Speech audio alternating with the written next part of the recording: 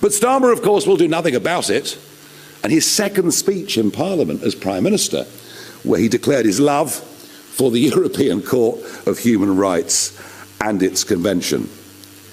His leadership, frankly, is dismal. It is uninspiring. It is disconnected from real life. It is, in my view, unpatriotic.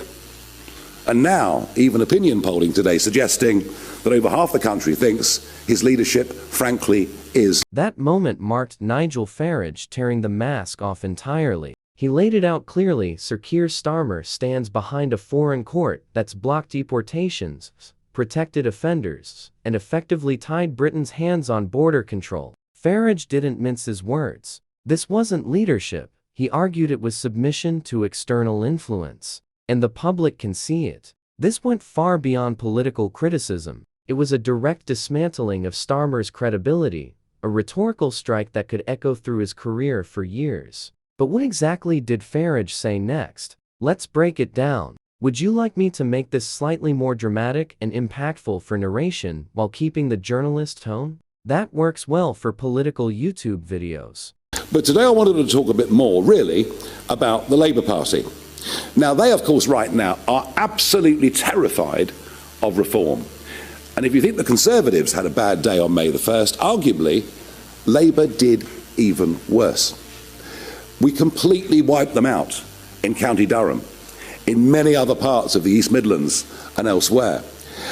And now, I have to say, they've decided they'll turn their guns on me. And every PMQs now, we see an obscure backbench Labour MP get up and ask the Prime Minister a question. Is it true that the honourable member from Clacton is a complete rotter? To which the PM says, oh, well, of course he, supports Putin and wants to abolish the NHS. And I have to sit there, and I've got no means of actually answering back or fighting back in any way at all. I think even without reform, this government is off to the worst start of any government since Eden and the Suez Crisis in 1956. They are collapsing in terms of support. Their response to us is just to turn on the Labour lie machine. Labour is now in full-blown meltdown. Farage's remarks exposed something undeniable. The party has stopped competing on ideas. Instead, it's turned to character assassinations, scripted smears, and empty parliamentary theatrics. And at the helm, not Starmer. He's conspicuously absent.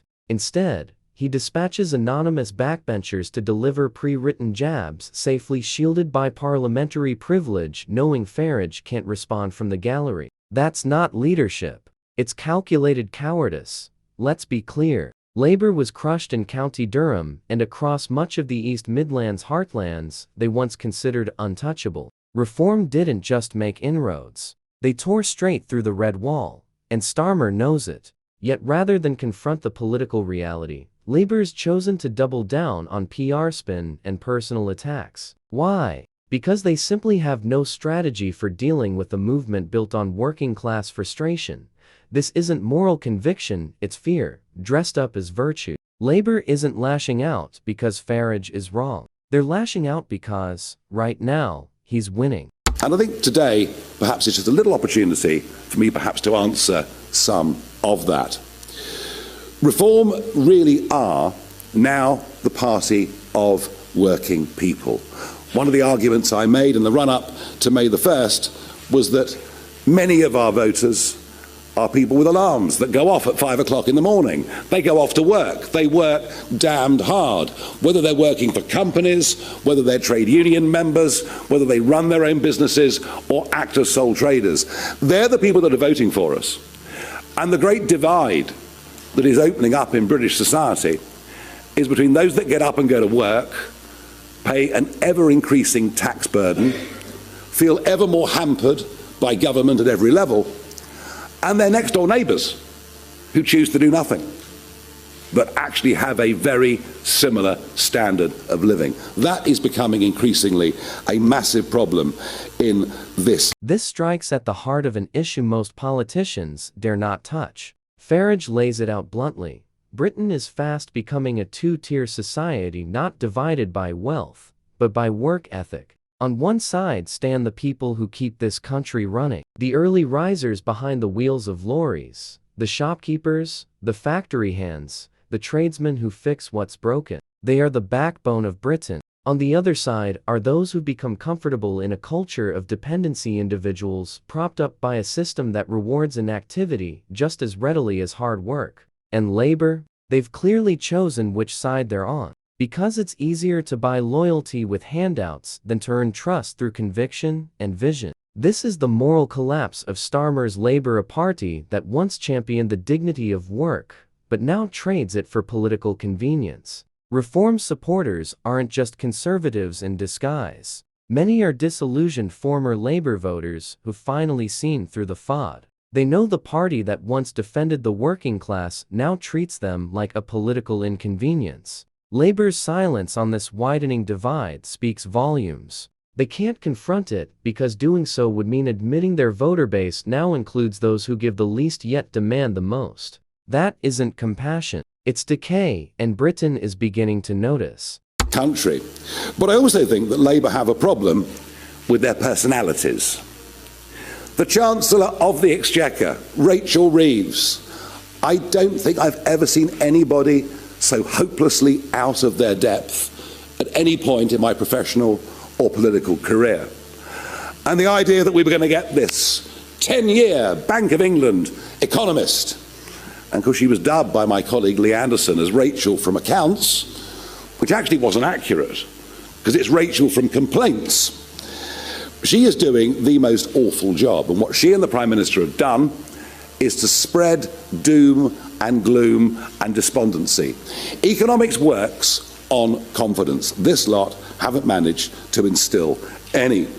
And of course she's backed up by Jonathan Reynolds, ever affable, but not the qualified solicitor that he told everybody he was. This is a very low-grade government. And unless you have successful private business, employing people and paying taxes, you cannot have an effective functioning society. And it is, to me, truly astonishing that of all the 25 men and women in the cabinet, not a single one has ever set up or run a private business. We have a bunch of lawyers. We have a bunch of people prepared to bow down to this concept of international law, but without the economic competency to run a country. And that is why we are genuinely going in the wrong direction. What Farage just highlighted cuts straight to the core of a truth the mainstream media refuses to touch. Yet it defines the crisis at the heart of Labour's leadership. Take a close look at Keir Starmer's cabinet. How many of them have ever run a business, met a payroll, or risked their own capital to build something from the ground up? The answer is simple: none. Zero. These are not entrepreneurs or innovators. They are career politicians, think tank alumni, bureaucrats, and lifelong technocrats. And these are the very people now claiming they can rebuild the British economy. Rachel Reeves, once touted as a serious economist from the Bank of England, is now being exposed as unfit for the role of Chancellor, a figure more comfortable with spreadsheets than with the realities of small business survival.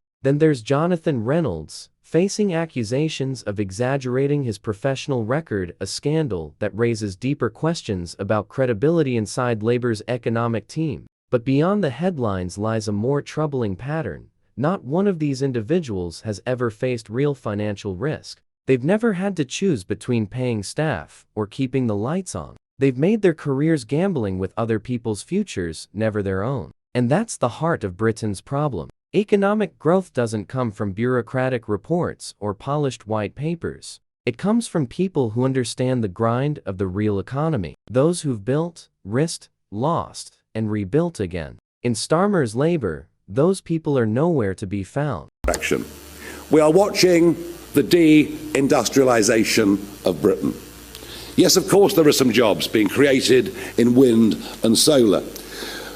But for every job created in that sector, there are 3 or 4 being lost in other parts of the British economy. We now have the most expensive energy prices commercially of any country in the world. And yet the net zero mania And it isn't just Miliband, well, we know he's away with the fairies, but it's all of them are committed to this policy, just as the Conservative Party were when Boris Johnson and others led them before. I find it extraordinary also to witness the exodus. The exodus in London and in some other parts of the country is now in full flight. The number of people I know, and I'm talking about successful, hard-working, entrepreneurial people. I'm talking about people that have taken great risks in their lives, created a lot of jobs, and paid many millions, or in some cases, tens of millions in tax. They are leaving. And they're leaving our country at a very, very rapid rate. It's the biggest brain drain we've had since the 1970s, and yet no one seems to have woken. Every time Labour proudly talks about its so-called green jobs revolution, they conveniently ignore the devastation it's leaving behind: shuttered steelworks, factories relocating abroad, and logistics firms collapsing under the weight of record fuel costs. Yet despite the mounting evidence, they press on with this ideological crusade, blind to its consequences. Farage is right. For every new green job created in wind or solar, 3 or 4 traditional jobs are being wiped out elsewhere. The impact is catastrophic. Britain now faces some of the highest commercial energy costs in the world. Not a mere statistic, but a death sentence for what remains of British industry. And who's leaving the country? It's not the wealthy activists or media elites. It's the builders, the engineers, the inventors, and the entrepreneurs, the very people who form the backbone of the economy. They're packing up their talent, their capital, and their ideas, and taking them somewhere they're actually valued. This isn't just an economic downturn, it's the beginning of Britain's second great brain drain. And while it unfolds in real time, Keir Starmer seems too busy chasing approval from Greta Thunberg and applause from Davos elites to notice his own country quietly slipping away. And then we come to the Prime Minister himself, and whilst I don't bear him any personal grudge, I don't think there's any malice in him at all, it's clear to me this man doesn't believe in anything. Now, it's quite extraordinary that for over a year it was obvious that Starmer would become our Prime Minister. You would have thought there was a plan. You would have thought there was a passion for what they would do in government, as opposed to achieving the position of being in government. And yet, as he stood outside 10 Downing Street, mid-morning on July the 5th, to give his acceptance and victory speech, in the 9 minutes for which he spoke, he referred to his notes 158 times. Once every 2 seconds, the new Prime Minister had to refer to his notes, scripted to the nth degree, clearly without any great feeling, meaning, or passion for the job that was ahead. And now we see that lack of any real political thought, with the daily veering off left and right with speeches and statements that he makes. Terrified of what reform is doing to the Labour vote, he tries to ape us in policy.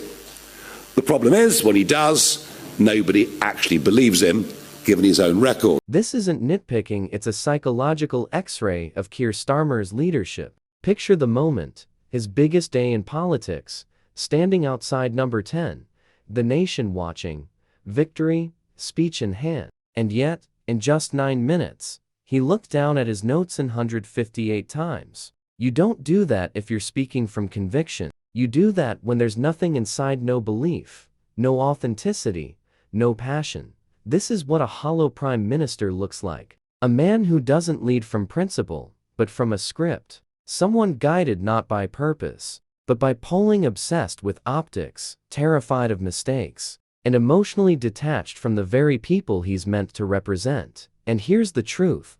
Every time he tries to echo reform's rhetoric to sound tough, patriotic, or in touch, it falls flat. Because his record tells the real story. He's U-turned on nearly every major issue: Brexit, gender policy, policing, even welfare reform. Farage is right. Starmer isn't steering the country left or right. He's steering it nowhere at all, because he has no compass, and when you listen to his interviews, the pattern is unmistakable. The one thing he seems to believe in is how he's perceived the applause of global elites, the approval of Brussels, the respect of the Davos crowd. But when it comes to working people, the ones waking at a.m., running small businesses, building the backbone of Britain, he's utterly disconnected.